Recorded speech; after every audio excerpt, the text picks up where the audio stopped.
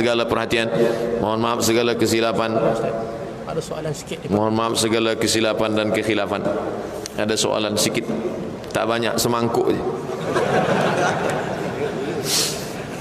Anggota polis yang menjalankan tugas rasminya tapi diberi sagu hati berbentuk wang atau seumpamanya sebagai tanda terima kasih dari seseorang, niatnya tak diketahui, wajarkah dia terima?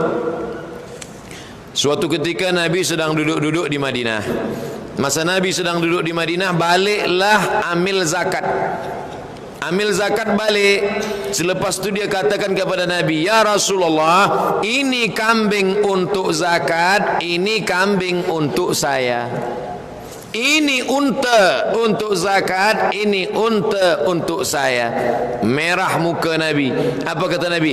Alla yajlisu fi baiti abihi atau fi baiti ummih. Kalau engkau duduk-duduk di rumahmu, adakah orang datang bagi engkau kambing? Kalau engkau duduk-duduk di rumah bapamu, adakah orang datang bagi engkau kambing? Kata Nabi SAW. Kenapa Nabi marah? Sebab bila dia terima kambing dari zakat itu, nanti dia tidak lagi tegas, mata dia tak lagi tajam masa dia bertugas bekerja. Sebelumnya mata dia tajam menghitung, berapa kambing kamu? 40 ekor. 40 ekor kambing, keluarkan satu kambing. Berapa unta kamu? Unta ada 5 ekor. 5 ekor unta, keluarkan satu kambing. Tapi tahun depan mata dia akan sayu. Kambing kamu berapa? Nampaknya macam 49 ni. Tak nampak lagi. Rosak. Disebabkan apa? Disebabkan kerana mengambil daripada yang sudah ditetapkan. Amil zakat dibagi Allah 1/8. Innamas sadaqatu lil fuqara wal masakin wal amilin 'alaiha. Amil zakat sudah diberikan, maka Nabi melarang mengambil lagi daripada ini. Tapi ada hadis mengatakan tahadu tahabu, saling berbagi hadiahlah kamu. Kalau kamu saling berbagi hadiah, maka kamu akan berkasih sayang. Hadiah dibagi tiada kepentingan, itu yang disebut hadiah. Tapi bila ada kepentingan, ada maslahat, maka bukan hadiah, tapi masuk dalam rasuah. Makanya kata orang Melayu, kalau tak ada berada, takkan tempua bersarang rendah. Ada nama burung tempua, sarang dia tinggi. Burung tempua ni sarang dia tinggi di atas pokok kelapa, tapi bila padi menguning, dia pun turun sarang dia ke bawah. Faham tak cerita saya ni? Mengangguk tanda faham. Bagaimana Nabi SAW dan para sahabat menggunakan pendekatan yang berhemah dalam menguruskan bala tenteranya semasa berlakunya peperangan? Apakah sifat yang boleh diamalkan oleh pihak keselamatan pada hari ini? Nabi SAW naik kuda dari Madinah ke Badar. Saya sampai ke Badar, tempat perang tu sampai masa umrah petang. Dari Madinah ke Badar 150 km, dan Nabi adalah panglima perangnya. Pasukan Nabi masa itu 313 orang. Pasukan kafir musyrik 3 kali lipat, lebih 1000 orang. Pasukan musyrik dipimpin oleh Abu Sufyan. Pasukan Muhammad SAW dipimpin oleh Nabi sendiri, Nabi Muhammad sallallahu alaihi wasallam. Peristiwa itu terjadi pada tarikh 17 Ramadan, hari Jumaat tahun kedua Hijrah. Hari Kamis malam Jumaat, Nabi salat dari Maghrib ke Isya, dan Isya hingga ke subuh mengangkat tangan berdoa, Allahumma a'izzal Islam wal muslimin, tolonglah pasukan Badar ini ya Allah. Maka sampai ketika Nabi berdoa tengah malam, datang Abu Bakar Siddiq, menengok angin kencang berhembus, terbang surban dari tengkuk Nabi. Datang Abu Bakar berkata, hasbuka, cukuplah itu ya Rasulullah, cukuplah itu ya Rasulullah, engkau sudah berdoa, sudah letih perjalanan panjang. Tapi Nabi tetap juga berdoa. Nabi bersama para sahabat. Apakah Nabi kerana dia pimpinan, kerana dia panglima perang, lalu dia berkata, aku, kamu semua tak boleh? Apa kata Nabi SAW manakala datang seorang sahabat, ya Rasulullah, ya, apakah ada wahyu turun menunjukkan di mana kita akan bermalam malam ini berkemah? Kata Nabi, tak ada. Kalau tak ada wahyu, kalau begitu boleh saya bagi pendapat. Menurut saya kita berkemah di sini ya Rasulullah. Kenapa kita berkemah di sini? Karena kalau kita berkemah di sini dekat dari tempat air. Kalau kita sudah menguasai tempat air, maka dalam strategi perang di gurun pasir kita pasti menang. 1-0 kita sudah kalahkan musuh. Kenapa? Karena kita sudah menguasai tempat air. Apakah Nabi berkata, kamu jangan bagi-bagi pendapat, akulah Nabi, Jibril turun padaku saja? Nabi tetap menerima pendapat para sahabat. Begitu juga dalam perang Khandaq. Datang Salman Al-Farisi, ya Rasulullah, ya, itu musuh kita di Makkah akan menyerang Madinah. Ya, ini Madinah, ya, ini bukit, pintu masuk kecil. Bagaimana kalau kita gali parit yang besar supaya kuda tak boleh menyeberang? Menggali parit besar itu bahasa Arabnya Khandaq. Maka perang itu disebut dengan perang Khandaq. Tempat-tempat menggali parit itu ada 7 pos. 7 pos itu sekarang dijadikan 7 masjid. Disebut dengan Masjid Sabah, Masjid 7. Bolehkah kami gali ini ya Rasulullah? Kata Nabi, sila. Ini menunjukkan Nabi walaupun dia panglima perang, walaupun dia dapat wahyu, tapi hubungan dia dengan para sahabat. Dan Nabi ikut menggali tanah itu. Hadisnya sahih. Buka cerita tentang perang Khandaq. Ketika sahabat melihat tanah liat basah di perut Nabi. Nabi pakai seluar panjang di dalam, lalu kemudian jubah dia angkat ke atas, dia gulung. Masa Nabi mengangkat batu itu, berpeluh perutnya. Sahabat Nabi berkata, aku melihat perut Nabi bercampur dengan tanah. Maknanya apa? Nabi ikut menggali ke dalam dan ikut mengangkatnya ke atas. Itulah dia Sayyidul Anbiya wal Mursalin.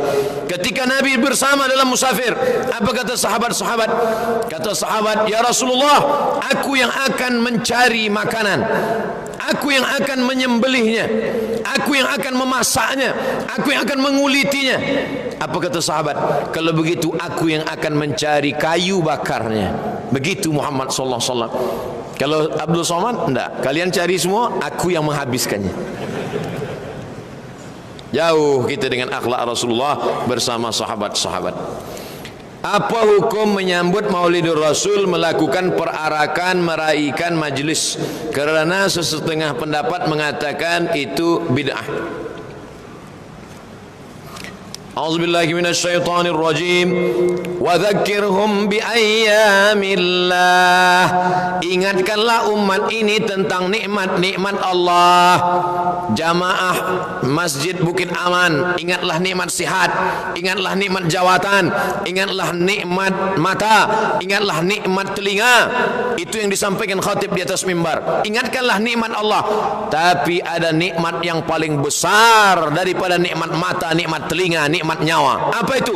Nikmat datangnya Nabi Muhammad sallallahu alaihi wasallam. Maka meraihkan Maulid Nabi adalah mengingatkan umat, mengingatkan Melayu Malaysia, mengingatkan muslimin muslimat bahawa telah datang Nabi kamu. Wa dzakirhum bi ayyamillah. Ingatkanlah mereka tentang nikmat terbesar Maulidur Rasul, mengingatkan tentang kedatangan Nabi Muhammad sallallahu alaihi wasallam. Orang tak lagi ingat 12 Rabiul Awal sebab kita pakai kalender Januari, Februari, March, April. Lalu kemudian dia tengok ramai-ramai orang meraihkan di tengah jalan. Dia tanya, apa ni? Ini jam penuh apa ni? Orang sedang maulid. Oh, maulid hari ini. Allahumma salli ala Sayyidina Muhammad wa ala ali Sayyidina Muhammad. Yang kedua, ada seorang lelaki, dia suruh budak dia, sahaya dia, nama sahaya dia Suwaibah. Suwaibah, engkau jaga adik iparku. Nanti kalau anak dia lahir, engkau bagi kabar pada saya. Baik tuan. Lalu kemudian adik ipar dia lahir. Nama adik ipar dia Aminah. Aminah melahirkan anak. Selepas itu senang betul hati dia. Nama dia Abu Lahab. Kata Abu Lahab bertanya kepada Suwaibah, wahai Suwaibah, adik iparku melahirkan anak lelaki apa perempuan? Kalau perempuan kita kubur hidup-hidup. Anak lelaki tuan. Siapa namanya? diberi nama oleh Abdul Muttalib dengan nama yang belum pernah dipakai nama orang lain. Itulah dia Muhammad sallallahu alaihi wasallam. Apa kata Abu Lahab? Wahai Suwaibah, mula malam ini, malam Isnin 12 Rabiul Awal, engkau aku berhentikan tidak lagi menjadi budak, tak lagi jadi sahaya, engkau menjadi orang yang merdeka. Apa balasan Allah kepada Abu Lahab yang gembira menyambut kelahiran Muhammad sallallahu alaihi wasallam? Abbas, disebutkan dalam Sahih Bukhari, Abbas bermimpi berjumpa dengan Abu Lahab. Wahai Abu Lahab, ya, engkau masuk neraka Abu Lahab. Betul. Khuffifa alayya fi kulli isnain, tapi azabku diringankan setiap malam Isnin, li'itaqi Suwaibah, kerana aku membebaskan Suwaibah. Bersyair ahli hadis namanya Al-Hafiz Al-Maqdisi, 6 bait syair. Idza hadza kadza idza kana hadza kafiran jaa dhammuhu tabat yadahu fil jahim mukhlida ata annahu fi kulli yawmil isnain abada yukhaffaf anhu al-'adhabu masruran bi ahmada fa kaifa billadhi tula umruhu bi ahmada masruran wa mata muwahhida. Kalau Abu Lahab yang kafir saja diringankan azabnya setiap Isnin, apalagi umat Muhammad sallallahu alaihi wasallam. Dalil yang ketiga. Sebetulnya banyak lagi dalil nih, tapi karena waktu kita tak cukup. Sebetulnya waktu tak cukup, Ustaz tak ingat.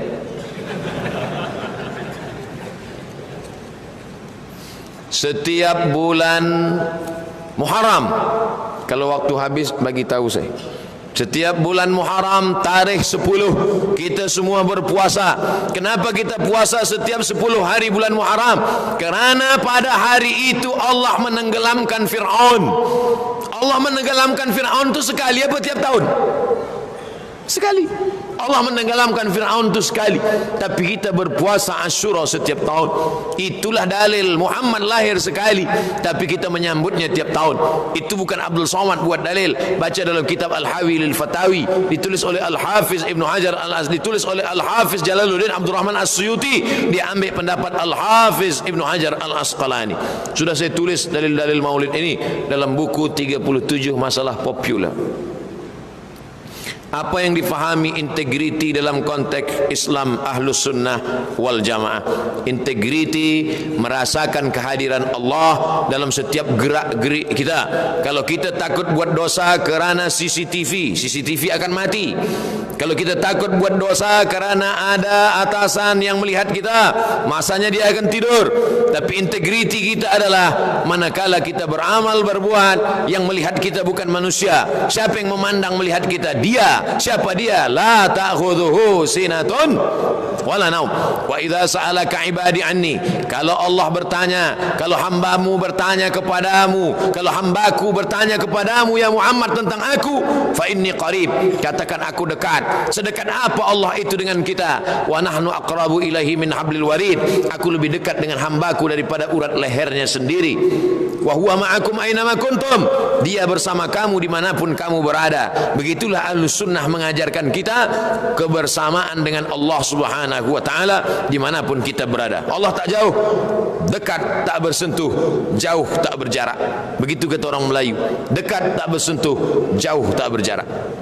Polis sering berhadapan dengan demonstrasi yang dianjurkan oleh golongan tertentu sehingga boleh mendatangkan ancaman dan keselamatan dalam negara. Adakah sesuatu kekerasan boleh digunakan dalam Islam sekiranya golongan yang merusuh itu cuba mendatangkan mudarat kepada anggota keselamatan? Demonstrasi satu package dengan demokrasi. Kalau ada orang mengharamkan demonstrasi tapi menghalalkan demokrasi, macam mana kita boleh mengharamkan demokrasi? Bila kita menerima demokrasi, maka kita menerima juga demonstrasi. Demonstrasi bahasa Malaysianya unjuk perasaan. Dia tunjukkan perasaan dia di dalam. Perasaan bersetuju, perasaan tidak bersetuju, perasaan tidak suka. Turun ke jalan, pakai poster, mengungkapkan kalimat, tapi tidak dengan kekerasan. Bila ada orang membuat kekerasan, maka polis juga bukan dia balas dengan kekerasan, dia menegakkan hukum. Dimanapun negara ada hukum, tidak boleh menghancurkan, tidak boleh merosakkan, tidak boleh mengganggu orang. Dia hanya turun ke jalan beramai-ramai, dia bawa poster ketidaksetujuan kewajiban dia. Lalu dia katakan demonstrasi. 7 juta orang berkumpul di Jakarta untuk demonstrasi, unjuk perasaan, unjuk demonstrasi damai. Tidak ada rumput yang terinjak mati, tidak ada batang kayu yang patah, tidak ada sampah yang berserakan. Bersih, datang berzikir, berdoa, tunjukkan perasaan, ketidaksukaan, ketidaksenangan atau suatu tindakan. Maka ketika ada yang melanggar, maka hukum mesti ditegakkan. Siapa yang menegakkan hukum, itulah dia salah satu unsur dari yang menegakkan hukum adalah polis. Las, mutakhir ini negara Islam Barat sering menjadi tumpuan untuk melakukan aksi keganasan seperti ISIS. Apakah ideologi yang mereka anuti sehingga sanggup untuk menghalalkan darah sesama umat Islam maupun orang bukan Islam? Ahlus sunnah wal jamaah tidak menghalalkan darah orang yang bersyahadat asyhadu an la ilaha illallah wa asyhadu anna muhammad rasulullah. 3 ciri ahlus sunnah. Pertama, tidak menghalalkan darah. Man qala la ilaha illallah, siapa yang mengatakan la ilaha illallah muhammadur rasulullah, faqad asamu minni dima'ahum wa amwalahum, maka tidak boleh mengganggu hartanya, tidak boleh menumpahkan darahnya. Sedangkan ISIS menghalalkan darah orang walaupun bersyahadat, asal berbeza dengan dia maka halal darahnya. Itu menyebabkan ini keluar dari Ahlussunnah wal Jamaah. 2, dalam Islam umat Islam membaiat khalifah. Umat Islam berkumpul membaiat Abu Bakar Siddiq, sedangkan dia tidak membaiat khalifah. Dia mengangkat dirinya menjadi khalifah. Abu Bakar Al-Baghdadi mengangkat dirinya dan meminta orang lain membaiat dia. Itu beza Abu Bakar Siddiq dengan Abu Bakar Al-Baghdadi. Maka keluar dari Ahlussunnah wal Jamaah. Yang ketiga, cara-cara perangnya bukan cara perang Ahlussunnah wal Jamaah. Ahlussunnah wal Jamaah berpegang kepada sunnah. Satajiduna rijalan fis sawami', kamu akan bertemu dengan pendeta-pendeta. La ta'ridu lahum, jangan ganggu pendeta, jangan hancurkan gereja, church.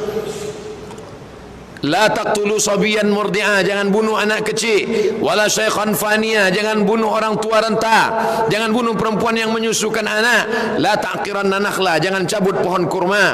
La taqta'unna syajaratan, jangan potong pokok kayu. La tahdimu buyutan, jangan hancurkan rumah. Apa yang mereka lakukan? Membunuh anak kecil tak berdosa, menghancurkan rumah-rumah, bahkan makam-makam imam-imam pun dihancurkan. Makam Imam Nawawi salah satunya. Apa salah makam? Oleh sebab itu ini menyebabkan keluar daripada golongan Ahlus Sunnah wal Jamaah. Mudah-mudahan kita diberikan Allah cahaya terang benderang sehingga boleh membezakan mana Ahlus Sunnah wal Jamaah, mana Ahlul Bid'ah yang sudah keluar daripada sunnah. Amin ya rabbal alamin. Terima kasih atas segala perhatian. Mohon maaf atas segala kesilapan dan kekhilafan. Waffaqana Allah lima yuhibbu wa yardah. Subhanakallahumma wa bihamdika asyhadu an la ilaha illa anta astaghfiruka wa atubu ilaik. Wa sallallahu ala sayyidina wa maulana Muhammad wa ala alihi wa sahbihi wasallam. Walhamdulillahi rabbil alamin. Terima kasih. Assalamualaikum warahmatullahi wabarakatuh.